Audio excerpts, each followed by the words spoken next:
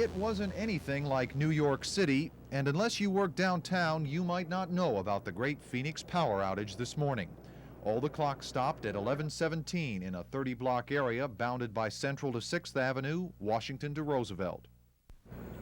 The outage was caused by two pieces of equipment on a pole here in downtown Phoenix called primary cable terminations that developed a fault of some type, a problem, and they caused the line coming out of the Lincoln Street substation that serves that area to shut off until our crews could get there, learn what the problem was, isolate those two pieces of equipment, and then restore power.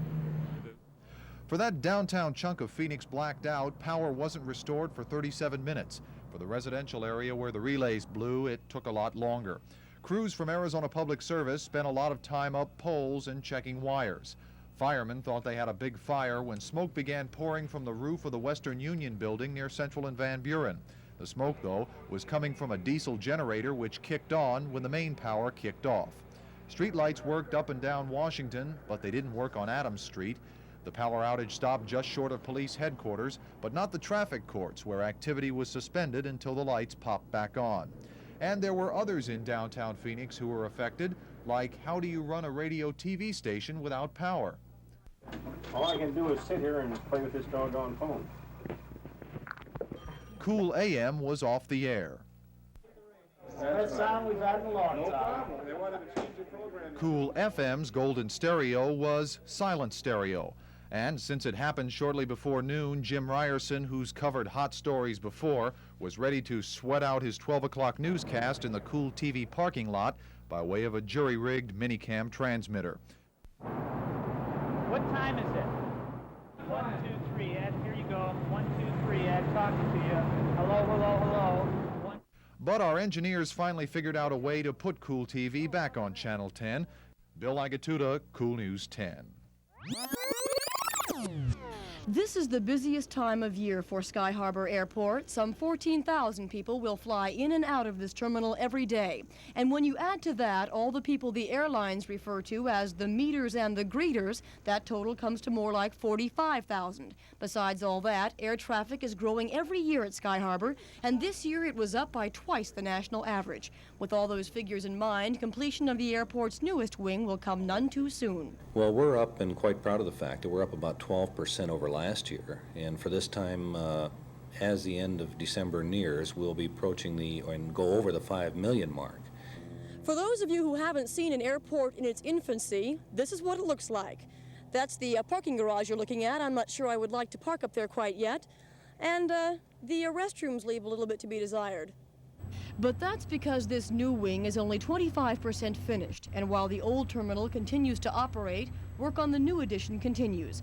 When it's completed, the new wing will cover 69 acres, include 1 million square feet of parking, and carry a price tag of $65 million. But for the man in charge of this giant jigsaw puzzle, there's really only one thing on his mind. Right now, I would say that the main concern about an airport, due to the fact that these facilities are needed, is bringing in the job on time. And on time right now is July 1979, at which time it's hoped the finished terminal can take on 60% of the airport's present load and give the rest to the old East Wing. As for the old West Wing, it will become obsolete, and the airport says it will then be torn down. Nancy Williams, KOOL News 10. Since 1958, the taxpayers of this state have made it possible for thousands of students to go to our colleges through loans from the government. 20 years after the National Direct Student Loan Program went into effect, almost 9,000 students haven't bothered to pay back the money you loaned them through tax dollars. Those students owe the government approximately $8 million. We're talking about loans that were made in the Vietnam and post-Vietnam era, where we had a more liberal attitude on the part of society in general, and especially in our student population, where the students did not feel a sense of responsibility. Out of a list of colleges and universities who had 50% or more of their students default on their loans, Phoenix's Durham College was one of the highest. A check with officials at ASU showed 20% of their loans hadn't been repaid, and in the Maricopa Community College District, the default rate averages from 20 to 50%. Here at Phoenix College, the default rate was so high, the college decided to drop its direct student loan program 2 years ago. We have loaned a total of $904,000, $815 total in our entire program from 1959 through the end of the program in the spring of 1977. We loaned money to 1,361 students in that course of time. And outstanding, we have approximately $600,000 of that money that is outstanding.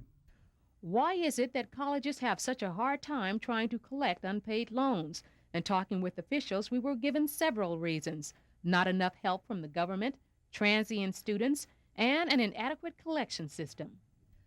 But if the money given to students is a loan, why aren't they paying it back?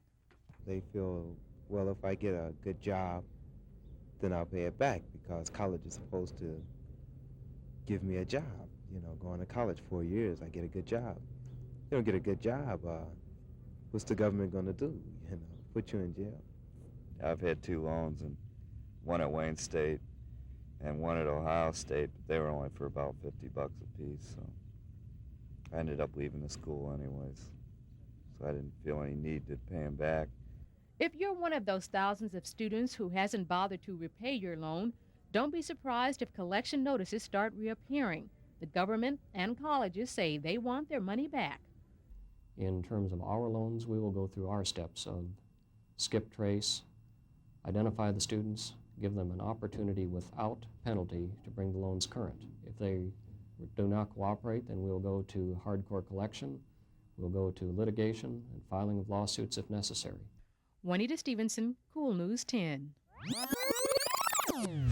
If you've been in the city court building lately and it looks like more people are lining up to pay tickets, you're right. The City Police Traffic Division reports traffic citations are up. Well, they've increased pretty dramatically within the past few years. The volume, unfortunately, with the rise in population, just keeps expanding sort of geometrically. The more people we have, the more citations are given out, both for parking violations and moving violations. Hammond said, of course, much of the increase is due to increased population, but he said the police are working harder, too. I think that there probably aren't an increase in violations. You simply have more enforcement. I think most safety councils would indicate to you that there are far more violations than there are citations. With an increase in parking ticket officers, there's also a dramatic increase in the number of parking tickets given, a situation that has some downtown merchants less than happy. One was heard to say that she wished the city had done something else with the money paid in salaries to parking ticket officers. She said it doesn't help business a bit. Roger Gadley, Cool News 10. Over 70 people turned out for the meeting, the 17th of its kind around the state. While some opposed more freeways, others said they were definitely needed. One resident from Sun City bemoaned the bus service to that area, suggesting that a system from Wickenburg to Phoenix should be instituted. She said even a rail service would be fine. Others echoed her thoughts. I think transit is definitely needed. The problem, of course, as I understand it, is that the density of people who want to ride transit is not that great. There aren't that many people around any particular transit stop. So, as I understand, there's a difficulty. Now, Sun City would seem to certainly have enough people to justify transit service to several major areas. Transportation for the handicapped was another big issue. One citizen said buses were not adequate and special van service left the handicapped homebound at night and on weekends. He suggested that 75% of the county's 150,000 handicapped people would take a more active part in the community if they had the transportation. Tonight's comments, along with those from other meetings, are going to be compiled and published later this year. The information will eventually be incorporated into the state's plan for transportation to be released in January 1979. Congratulations. The judges have selected your entry as the second prize in a recent advertising campaign. If you had signed up to win a sewing machine, chances are you've received one of these letters. But the only winner is the company, and the loser is the consumer. Mary Helen Rivera received such a letter, and with that letter, a check in the amount of $200, good only towards the purchase of the company's products. Believing that she was getting a discount worth $200 on cookware advertised as being worth $269.95, Mrs. Rivera sent in a deposit.